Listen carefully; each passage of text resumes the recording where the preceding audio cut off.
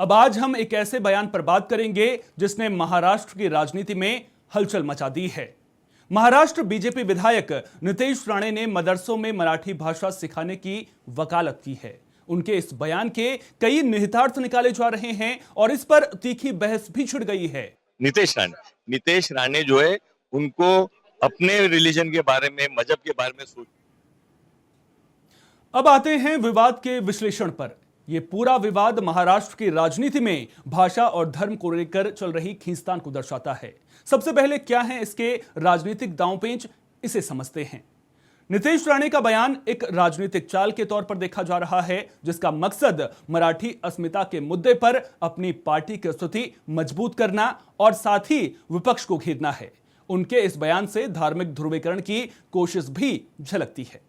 महाराष्ट्र में अक्सर मराठी भाषा को लेकर अस्मिता की राजनीति देखने को मिलती है। इस बार विवाद में मदरसों को घसीटकर इसे एक नया आयाम दिया गया है, जो सीधे तौर पर मुस्लिम समुदाय को निशाना बनाता है।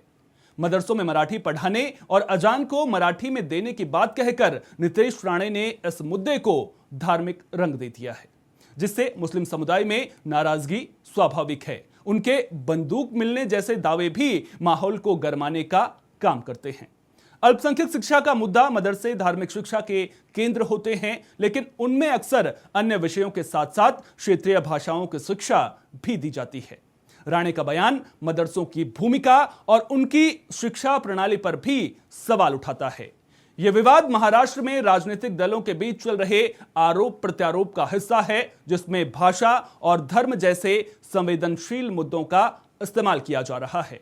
इससे सामाजिक सद्भाव बिगड़ने का खतरा भी पैदा होता है। महाराष्ट्र की राजनीति में हलचल तेज हो गई है और अब इसी को लेकर के जंग छिड़ती हुई नजर आ रही है। टीएनए में अब बात जिंदगी से जुड़े जरूरी सबक की।